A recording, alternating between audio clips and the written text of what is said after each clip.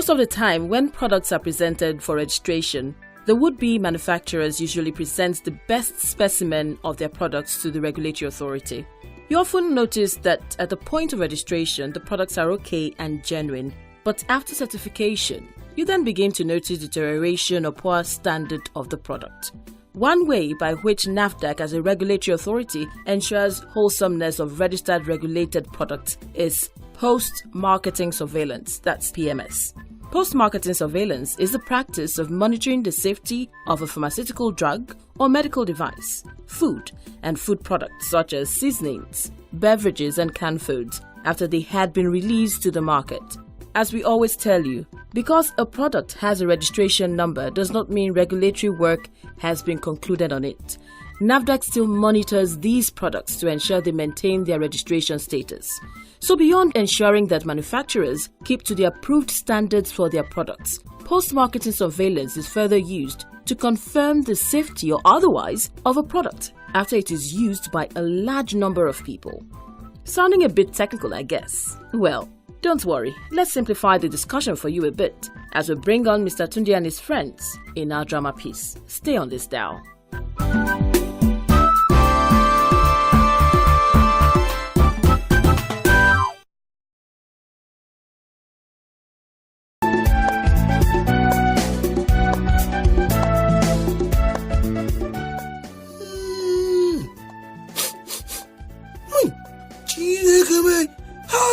This is aroma for Mama Yabo to soup. He's so inviting, Hi. Oh, Diego, let me knock her door. Hi. Yes, who is that? I am coming, Because please, come on quick, because hi.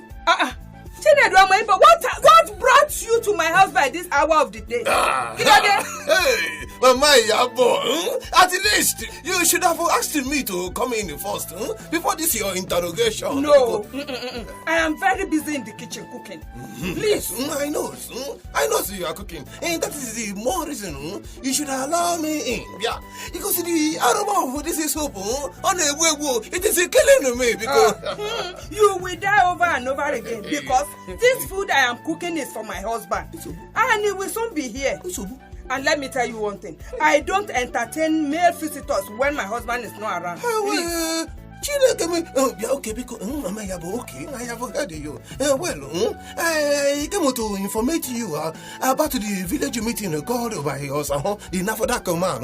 Egbami, what is it again, What is the meeting about? I don't know because just to come home, but what? No, I wasn't thinking you should have been merciful enough to give me a small apple with the soup you are cooking, because Chinedu. Hey, well, I have heard the message. You can go now. Oh, yeah, malo. Kurom bintori along. Kurom Chinedu, my baby, come here one day. I have heard you, but don't fail to come for the meeting, because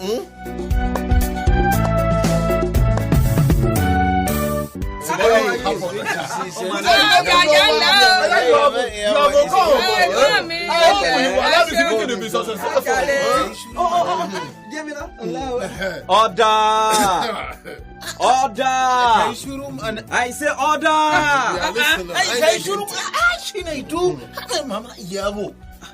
Every time you like to do charge.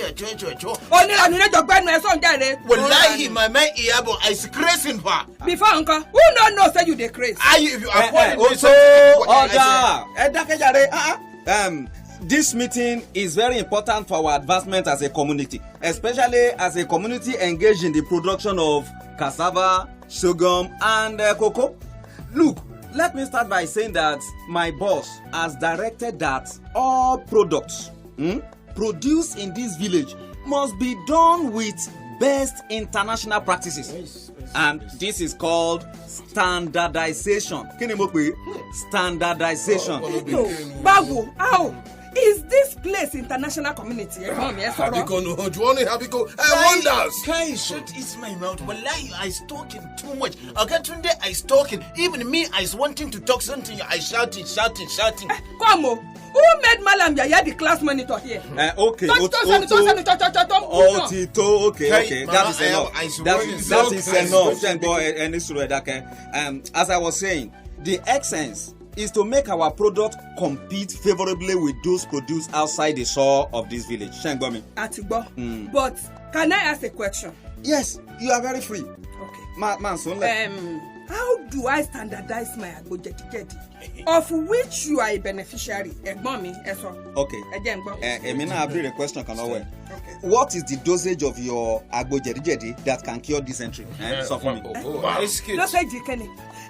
But you will just pour it in a large quantity in a cup, then mix it with water and drink it. That is all. Sherry, you see now. But if it is white man, their own is not like that. He tells you to take one tablet before or after the meal. And the number of times you can take it in a day, he will tell you. Even your cassava flour, there is a way it must be packaged for it to be accepted outside the country. You see, wallahi, these people are squalling the white people. I get them for plenty. Says, white people.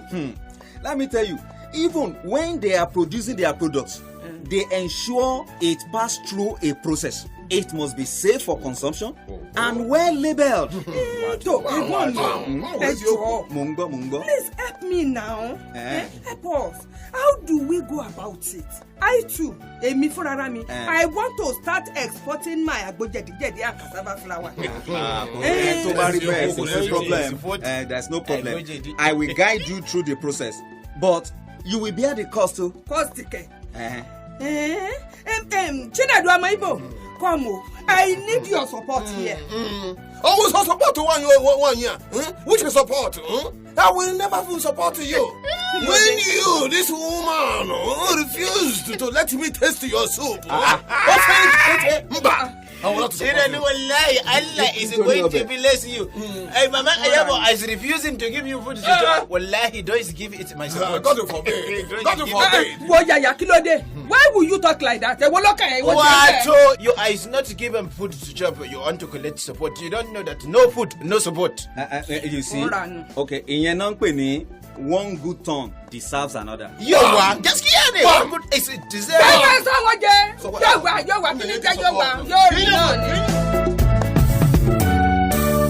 Nafdac, safeguarding the health of the nation. Nafdac, safeguarding the health of the nation. If you're just tuning in, the program is Nafdac and Your Health. And today we are looking at the workings of post-marketing surveillance of Nafdac. To join the conversation, reach us through SMS or WhatsApp. The number is 0812-541-9549. The number again is 0812-541-9549. Please don't call us, just send your message with your name and location. Thank you very much. All right, let's welcome our guests. He is the Director of Pharmacovigilance and Post-Market Surveillance of Nafdac. Mr. Ali Ibrahim, thank you so much for joining us on Nafdac and Your Health. Thank you so much. So let's take you back to your stakeholders meeting in Lagos. At that event, you told the gathering that post-marketing surveillance essentially involves three things.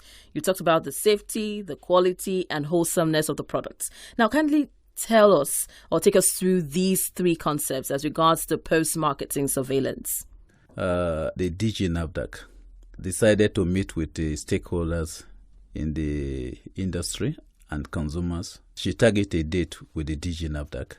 And during that meeting, directors of the various directorates, including Pharmacovigilance and Post-Marketing Surveillance Directorate, were invited to be part of the meeting to interact with stakeholders. And the issue that came on board during that time was the aspect of what we call post-marketing surveillance. And in post-marketing surveillance, what essentially it involves is that Nafdac register a product, and the consideration before a product is registered is the quality of the product, the safety of the product, and then the wholesomeness when it comes to food. And then the third one is the efficacy when you talk about drug. So quality simply means that the time a product is registered, there are certain characteristics that are considered to ensure that it meets the expectation of the customers, that is the consumers of that product.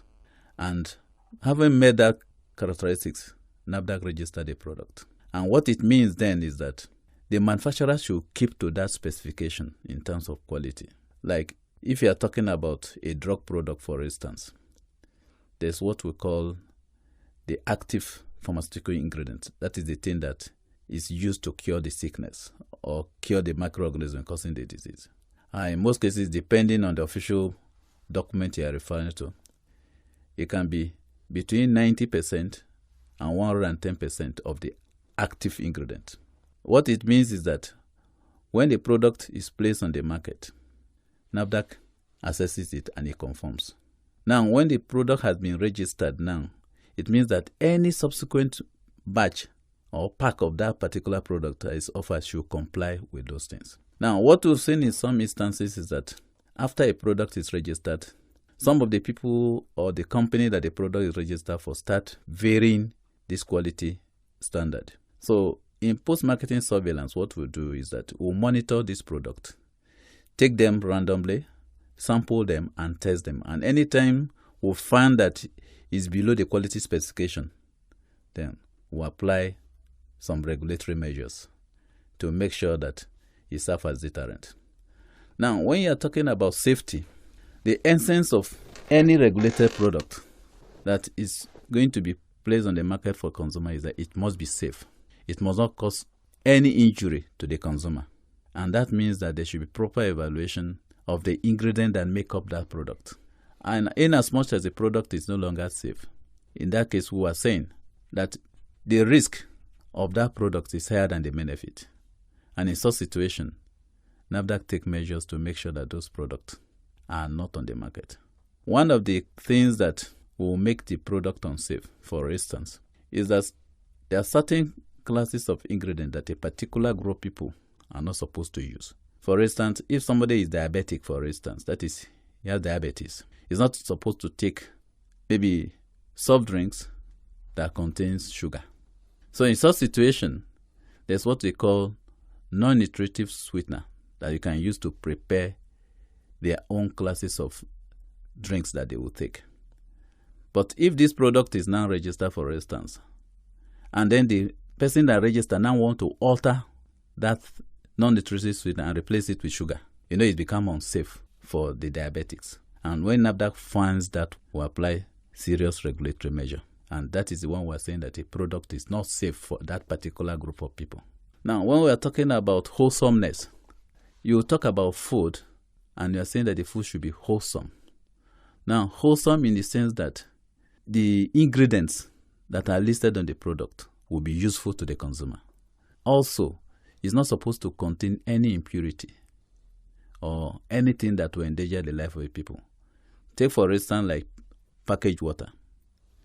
Packaged water, during the process of production and then certification, will make sure that heavy metals like mercury, arsenic are not there, because those are very injurious to people.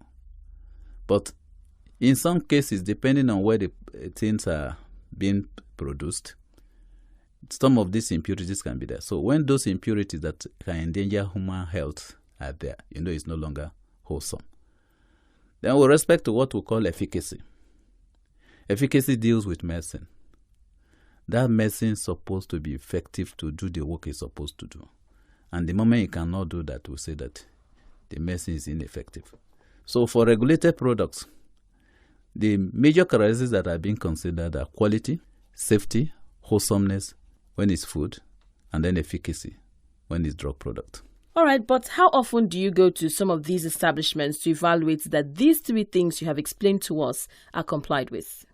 From the regulatory point of view, what you try to do and document is the level of compliance of the industry that produces this product. And when you go for your first time, you do a comprehensive assessment. And when the conditions are met, the product is registered. And the company is giving marketing authorization to market the product. There's what we call the production system. You look at the location of the facility. You look at the personnel involved. You look at the necessary document like the standard operating procedure for production, the standard operation procedure for cleaning of the facilities, the level of knowledge of the people that are involved in manufacturing, the level of knowledge and experience and skill and competence of the production manager, then the level of knowledge and skill of production of the quality control manager. And then there's the one we call the quality assurance team that make up the people that assess when a product is produced and evaluate that the processes, system, machine, everything that is used for those equipment are best to bring out a product of intended quality to satisfy the needs of the consumer. Now, the ultimate aim of anybody or any regulator or any manufacturer is to make sure that you satisfy the need of your customers. And the customer in this sense are the consumer, which include me and you. And in a situation whereby you cannot meet the need or the taste or the desire of your customer, you discover that ultimately one of the things that you need to look at is, what is wrong with my product? Is there any quality defect? And in some instances, there are systems and processes for detecting this. But sometimes, if the quality defects are detected within the production environment or within the facility, they take measures to make sure that they correct it. However, there are certain times that this thing, not with the knowledge of the people, there are minor defects that escape there. So some of the issues that trigger some of these things that you see consumer complaining, either about the quality of the product. And in that case, the producer of that product should have a system for receiving the consumer complaint, for evaluating it and find out what the major defect is. Sometimes the consumer can come to Nafdac and also complain, where Nafdac will do the investigation and make sure that necessary steps are taken to make sure that such thing doesn't occur again. So the system of production and the personnel involved, and then the storage practices, the handling practices, the transportation practices are some of the things that you consider that should be put in place before a product is licensed to be placed on the market.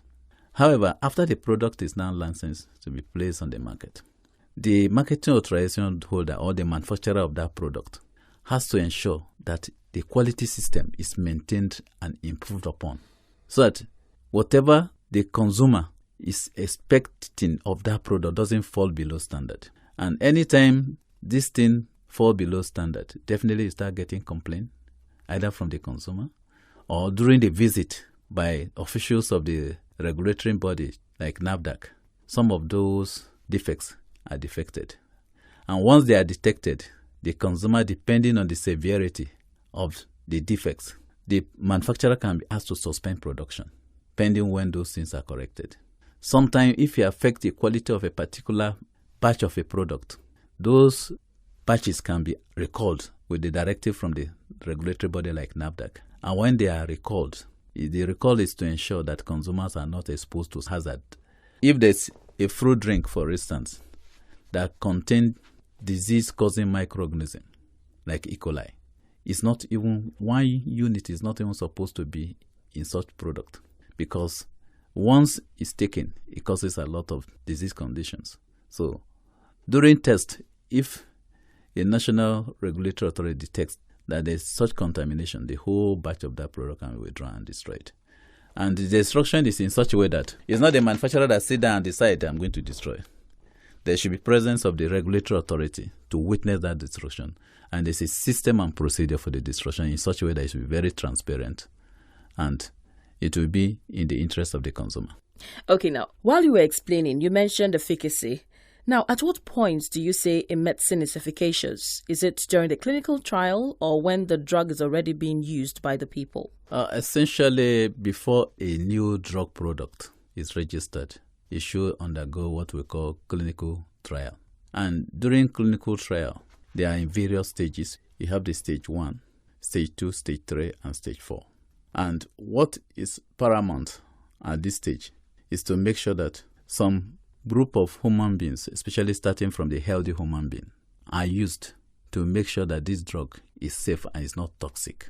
On the basis of that, you evaluate the safety of the medicine. Then after doing that, the drug is meant to cure a particular disease. And during trial in animals and all those things, it should have been shown to be promising that that drug is effective.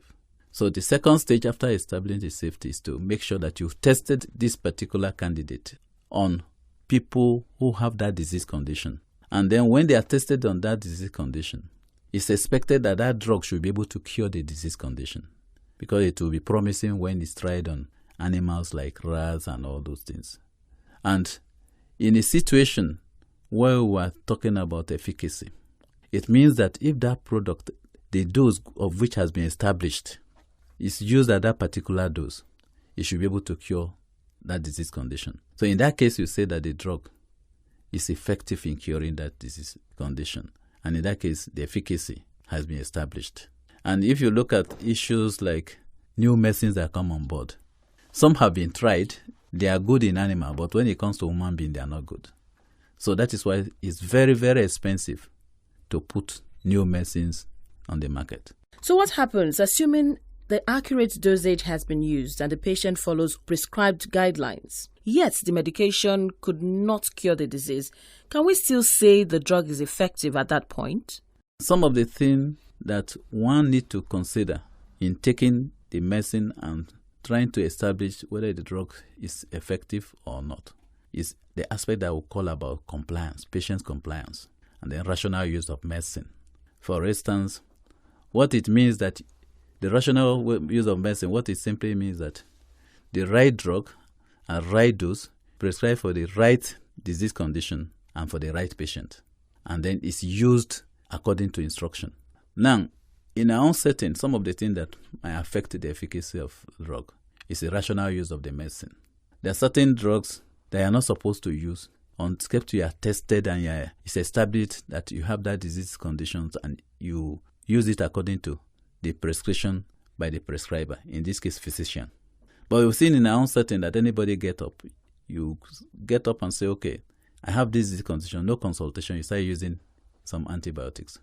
And some of these things are used at doses that are not right. And then the right medicine is not used for the right condition. And that gives rise to a situation we call drug resistance.